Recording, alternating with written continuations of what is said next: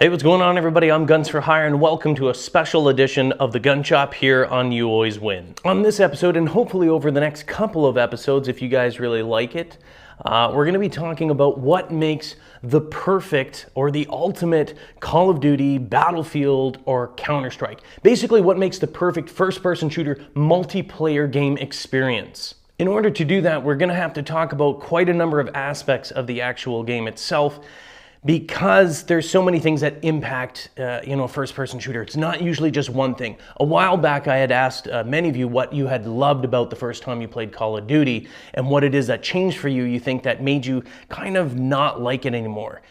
And I know a lot of people put like one answers, but I don't think it's that. I think there's a combination of things. It's a recipe, and if you put one of the ingredients wrong in that recipe, it can throw the whole flavor of the overall experience out of whack. So to do this right, we're going to be breaking it up into several segments, and today we're going to be talking about the pacing of the game, the feel of the game, like how the game reacts, that online experience. And I'm going to be talking about things like netcode and lag compensation. We're also going to be talking about servers, whether it's peer-to-peer, dedicated servers, that aspect of gaming. Now, later we're going to be talking about weapon ranging, weapon range and equipment, like the customization of the game. Does that impact it? Does that make it better, worse? Can it impact it? Does it have any impact? The map layout and sizes, and like playlists. Does it matter if you only have deathmatch, search and destroy, or does it need to have a huge amount of different game modes in order to be a successful first-person shooter? Those are the types of things that I'd like to talk about. But for today, we're going to be talking about the feel of the game and the way it performs online. What is the point of doing all of this? What's the point of doing? I think, first of all, it's good research for myself. It's helpful for you out there that are playing these games and getting frustrated by it and getting bombarded by all these jargons and these sayings and things like netcode and all these other things that you're like, people are throwing at you, but you may or may not really fully understand. I'm going to give you a very basic. We're not going to go super technical on this one because I don't want to actually add confusion and I don't want to get things wrong. So I'm going to lay it out very, very basic to you just so you have an understanding of that. And hopefully by the end, maybe we have a better understanding as to what kind of first-person shooter we like. What you like individually may differ from what I like, but you'll have a better understanding after we cover all of this. And maybe it'll be like, what? Why am I playing this game? Why am I playing Call of Duty if I like these aspects? Why am I playing Battlefield? Or why am I playing Counter-Strike? When I'll probably like this game here. Maybe that'll help. And maybe if you're a developer or if you're one of the big developers, this information, your comments that you put down below will help them in improving the game. Because really that's what it's about. That's why I'm here. I love those games as well. I don't have a lot of experience obviously with Counter-Strike. I actually just installed Global Offensive and I'm kind of really excited. I did the practice through. That's all I've done, but I'm like, man, I want to hop on here. I want to have some fun. Love Search and Destroy. Never played it. Love first-person shooters. Why not get in one of the most popular first-person shooters out there? I'll be getting into that one as well, but hopefully this might help them understand and create better games in the future for you and I. So the first term I'm going to talk about is netcode. A lot of people talk about that. You may hear that, you may see it in comments, you may see it in forums, you'll see a lot of topics, you see a lot of videos on it. You'll probably hear people talk about it, in-game, complaining about it.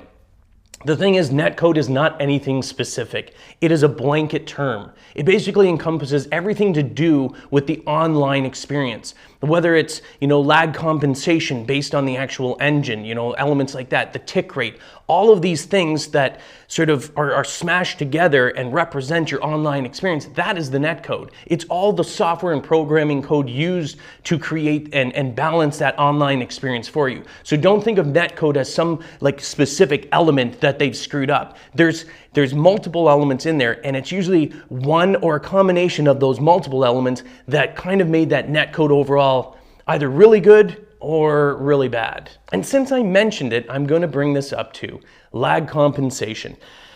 Lag compensation obviously is very basically it's a programming or it's a code that basically each game, and this is up to the developer in terms of how they do it, based on the information. So information is being sent back and forth between players and servers, but it's not like it's a constant stream. It's not a laser beam of information. It's sent in cycles. Like in normal AC current, there's cycles. So every so often, and we'll get into that in a second because that's part of the lag compensation, is there's a certain amount of information being sent back and forth every second, certain times per second rather.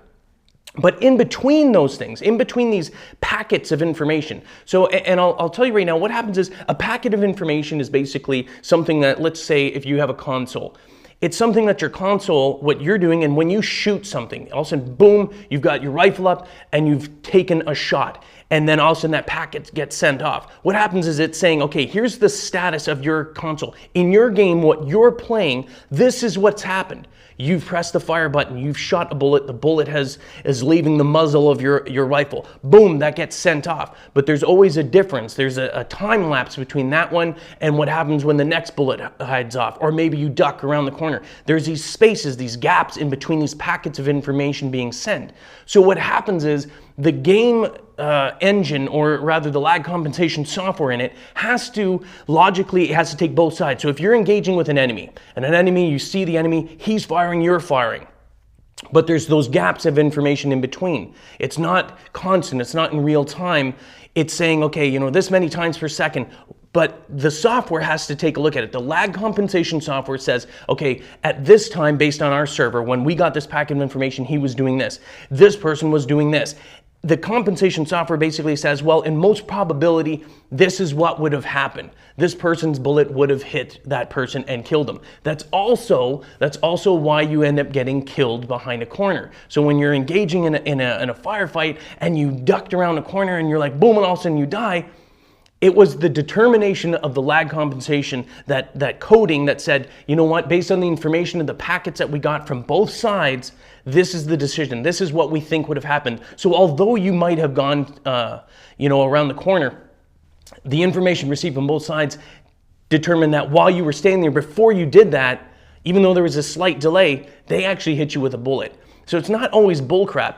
And sometimes what happens as well with this, you've got to understand there's called what is known as packet loss. This isn't the fault really of the game itself. Packet loss can happen on either side, from either the server side or the client side, or vice versa. If you have really crappy internet and it's fluctuating or it's static, you know how sometimes it's not steady. You're not, even on your internet, you'll see if you do speed tests, it's not like rock solid. Your information's not just streaming out there constantly. There's fluctuations.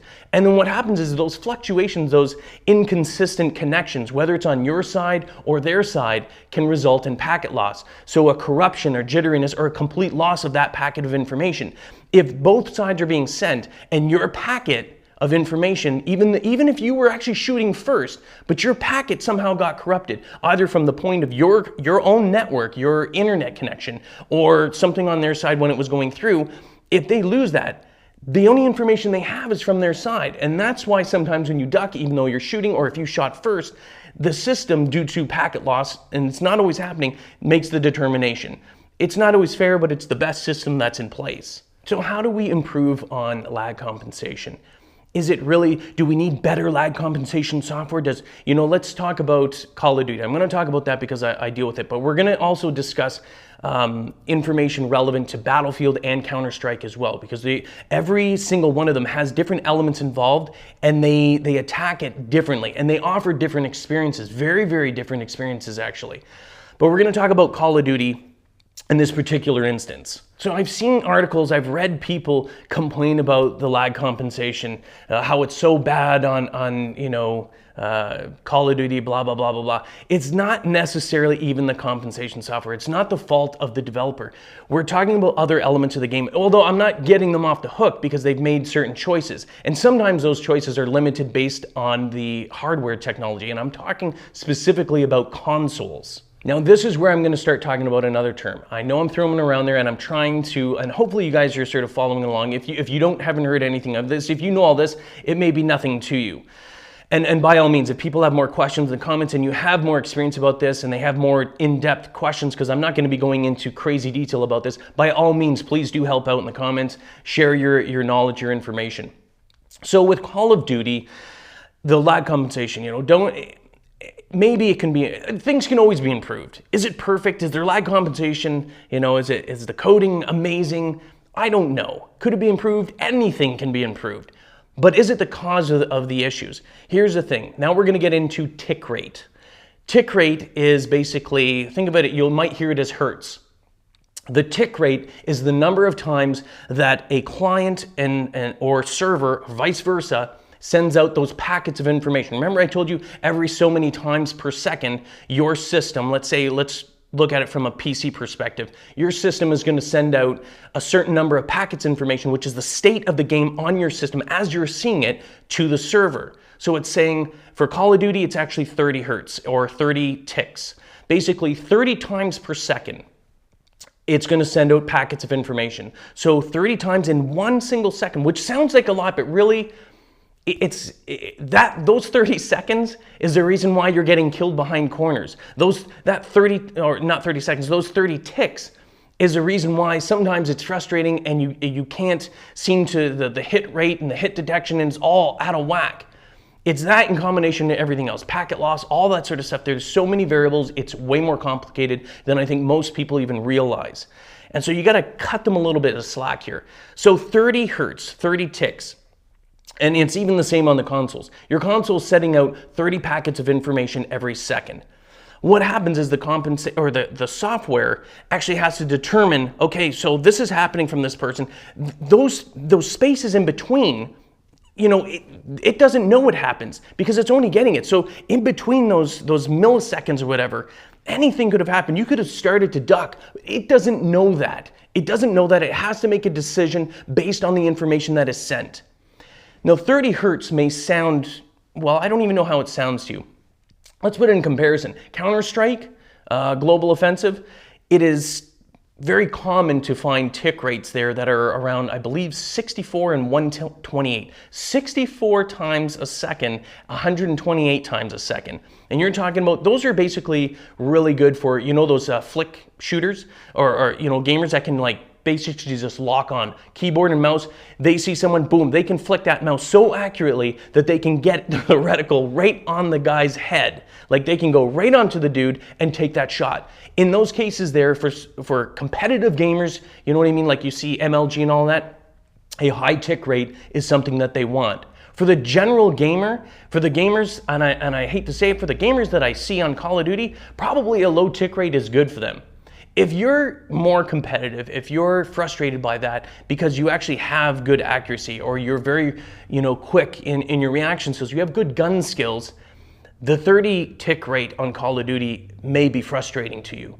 It's frustrating to you, and it's something like Counter-Strike at 64, 128 would be heaven to you, because when you see someone, basically it's like for the 30 tick rate, Counter-Strike is throwing another packet of information in between there. So instead of saying, let's just guess what happened between this big gap here, Counter-Strike is cutting that in half. It's like, well, you don't have to guess the whole thing. We're gonna throw another piece of information in here. So the reaction, what you're seeing on your screen, is more representative of what's actually going on. It's more information being sent to the server. It has more information and it's more realistic of exactly what's happening, like taking a snapshot, you know what I mean? Kind of like think of it as frames per second. So the more packets that are being sent, the more accurate it is. So why doesn't Call of Duty just simply increase it? Why don't they just take that 30, send it up to 60 and make it, you know, way more reactive, and that way it would reduce all that? Well, it's a little more complicated than that, and it's not the same, and it's even actually worse, I should say, for Battlefield. If you play Battlefield 3 or 4, the tick rate, at least the starting tick rate, and I believe they patched it as well, you know, I think earlier in the year or the spring of the year, the tick rate, now get ready for this, was 10. 10 hertz. You're talking about you know, a first-person shooter with a 10 tick rate. That's 10 times per second. Again, I know that sounds like a lot, but it's really not. There's a lot of things that can happen in between that. A lot of bullets going flying out. And why is it so low? Why is it 10 on there, 30 on Call of Duty, and 60 and 128, you know, on Counter-Strike? Well, it comes down to a lot of different things that are happening in the game. In Battlefield, let's take it in comparison to Counter-Strike.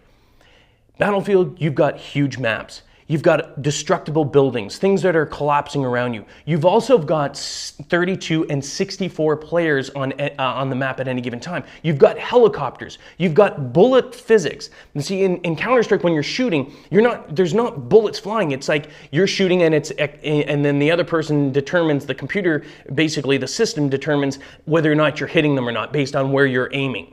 That's the way it happens. But in Battlefield, when you're looking at it, you can see the arc bullets, the tracer rounds or whatever, whether you're in a ship or you're shooting down there, on the ground or whatever, or a tank or whatever, you can see the shells.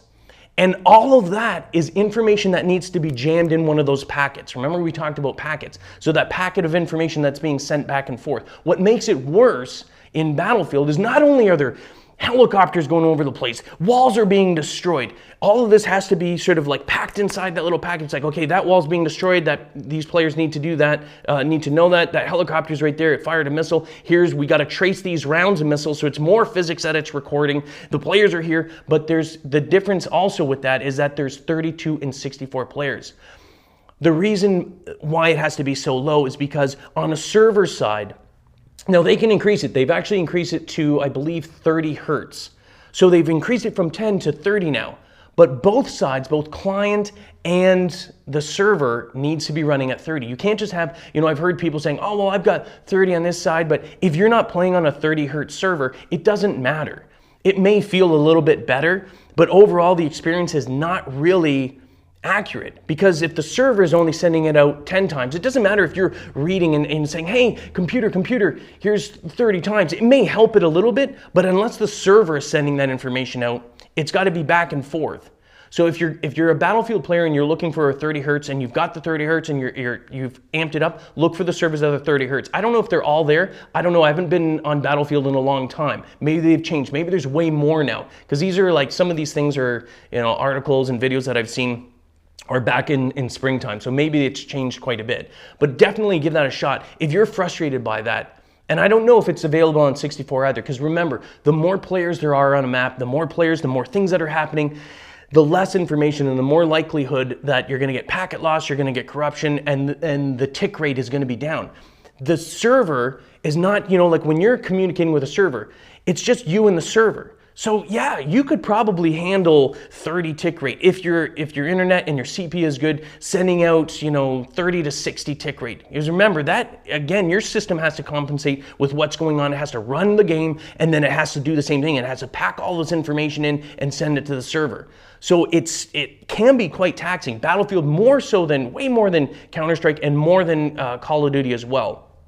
So it's got to send this information back. But the server isn't just you, it's 64 players. So it's got to take the same information, it's got to collect 64 packets of information and send it out. The same information, okay, this is what's happening on the server right now, boom, it's got to be sent out to 64.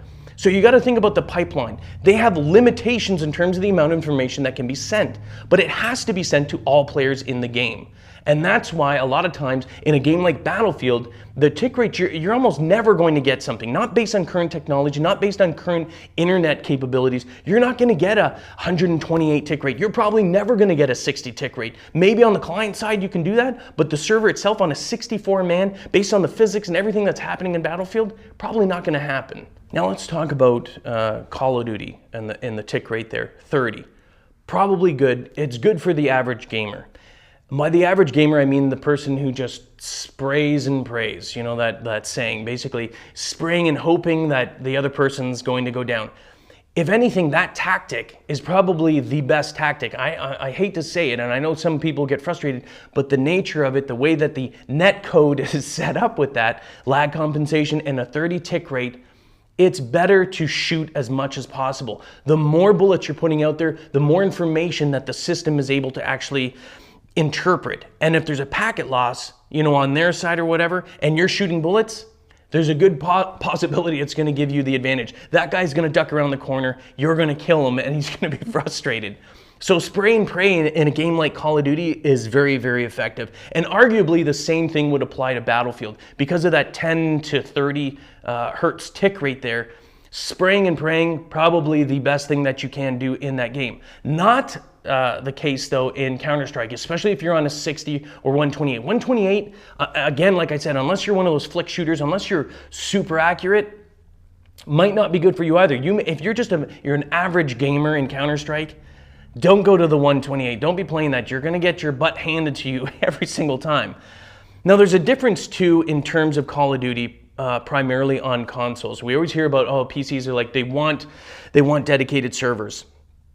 And that's okay.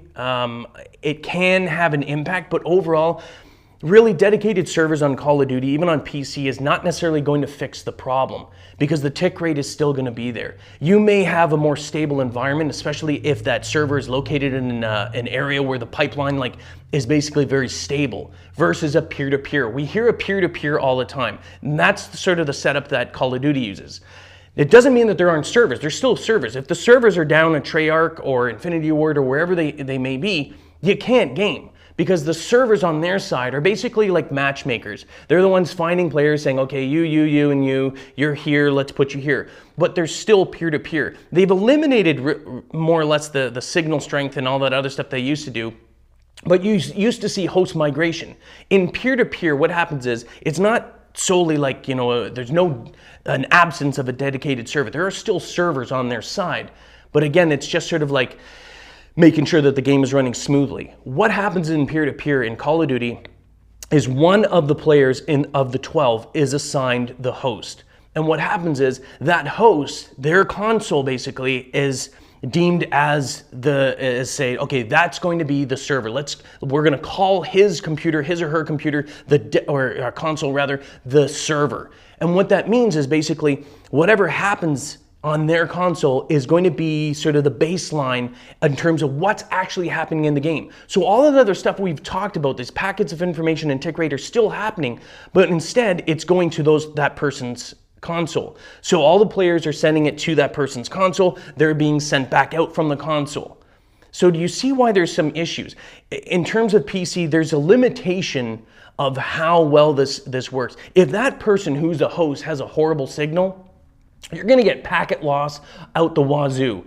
And unfortunately, and I don't care what anyone says, you hear people and things like, oh, it's better not to be the host or not to this. It's always better to be the host on peer-to-peer. Always. Don't kid yourself. If you're the host, your system and what you're seeing is deemed to be what's actually happening. You have a tremendous advantage. And as long as your internet is stable, it shouldn't be any worse or any worse than actually having a dedicated service. Someone has fiber optics and they're deemed as the host, you're going to probably have a good game, unless your internet is crappy, in which case it's not really their fault. We also have other things that I'm not going to get into, is the ping, which is the distance. Without even talking about packet loss or tick rate or anything like that, it's the length of time it takes from your system to reach that console, depending on where they are. If you're talking about yourself and you also got into, for whatever reason, and it used to happen, you got into an Australian server. I remember in Call of Duty 4 days, when you got that, you had one red bar because your ping was so bad. So not only are you dealing with tick rate, lag compensation, you're also, and packet loss. Well, the packet loss is even worse because you're talking about anything can happen from the point of your console all the way through the entire internet, going across, going underneath, going everywhere, all the way to Australia. If something happens in between there and the host is in Australia, good luck winning that game. It's going to be very, very difficult. So the same question and sort of situation applies to Call of Duty, as I was mentioning with Battlefield. Battlefield likely will never see 60 and 128, not based on what it is and based on how it's set up right now. It would be draining. I don't even think it would work. I think it would be a horrific experience for everyone. I don't think the system is capable of doing that, especially in a 64-man. But in Call of Duty, there's 12. The maps are somewhat limited. The difference, could it go up to 60? Possibly. If anything, for me, I would like to see a simplified Call of Duty. But what has to be compensated? Because again, remember, the more things involved, the more moving parts, the more activity happening inside the game, the more information that has to be stored in these packets. And because of that, and because of limitations in terms of going back, and remember, we're talking about a peer-to-peer design. So it's based on you and everyone else and your ability to send this information over your own internet. If everyone had fiber optics, fiber optic internet or whatever, everyone had amazing internet, probably we would be able to get away with that. We'd be able to get away with a 60, tick rate or whatever, 60 hertz in terms of Call of Duty.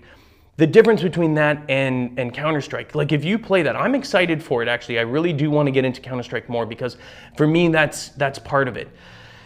The problem is that Call of Duty, although you may not think it, is actually a little bit more complicated than Counter-Strike. Counter-Strike, it's very, very simple. Here's the map. There's not a lot of craziness going on. There's no jets flying all over the place.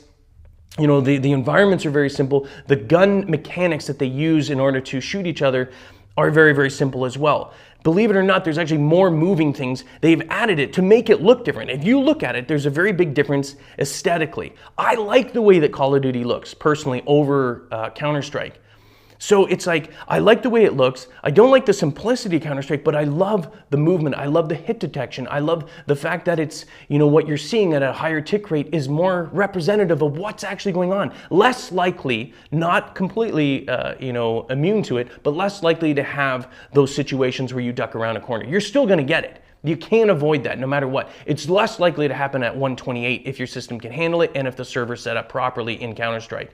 In Call of Duty, they're adding more destructive elements, more things that can kill you, more things that are moving, more things that are, going overhead. That makes it complicated. It makes it harder. So maybe if we dumb that down, and I'm just saying this as a Call of Duty fan, what I'd like to see in a new Call of Duty, people keep on adding more and more stuff. And obviously Activision and everyone else thinks that that's what the gamer wants. And I don't think we even know what we want at this point here, but we get frustrated by it. It's like they're drowning us. We're like, oh, but look at all these customizations. Look how many things we're adding in here. Look at all the kill streaks and everything else. But really, all those things added into it is taking away from the actual online gaming experience. Adding those elements reduces the ability for them to say, hey, you know what? Let's bring it up to like a 50 tick rate, a 40 tick rate, anything. It'll actually improve hit detection. But is that what the current gamers in Call of Duty want? I think they're so acclimatized to spraying and praying that if all of a sudden it shifted to a higher tick rate in Call of Duty and suddenly people had to be more accountable and had to be more accurate rather than just luck of the draw, I think we'd lose a lot of gamers. But for me, I think that's a huge element of this loss. In Call of Duty 4, and it was still 30, but there was less crap going on. And maybe the stability of that, maybe it's, this talking about frame rates. Rather than a fluctuating frame rate of 60, it's almost better to have a solid 30 frames per second that doesn't fluctuate. I know 60 is always better. I know, I get that. But you know what I mean? That's going 60 to 30, 60 to 30. And you're getting that jitteriness. If you have solid 30 and it's solid all the time, it just feels a little bit better. It's a little bit less frustrating and it seems a little bit more smooth. Same thing with Call of Duty. Maybe that's it. Maybe there was less packet loss. Maybe there was just, there wasn't as much information that had to be stored in there, making that online gaming experience, making that lag compensation software not have to work as hard as it does right now in current Call of Duty. I don't know, those are my thoughts. I hope you guys really enjoyed this episode. I mean, I love talking about it. I love learning about it. If you've got anything else, you'd like me to talk about in terms of this, or do you think other elements are important? Remember, in this series here, I'm talking about fantasizing and building and really helping. I don't care. I'm not a hater. I love Call of Duty. I think they've lost their way, though. Looking at the number of gamers, the number of copies being sold each year is going down. Popularity. Their stocks are going down. And Activision, if you see this, this series here, if anything, it's love of your game that has inspired me to do this series. I want to see Call of Duty come back. I want to see the ultimate Call of Duty being released. But maybe the ultimate Call of Duty to me is a lot different than what you guys would consider the ultimate Call of Duty. But anyway, that's it. Share your thoughts. I'm really excited to read this. And remember, if some of you are experienced, if you're a developer, if you're involved in this, share your thoughts on here. Follow me on Twitter as well. That link is in the description below. I hope you guys have an awesome weekend, and I'll see you guys next weekend where we're going to continue this discussion, and eventually we will come up with what we deem to be the perfect online first-person shooter game.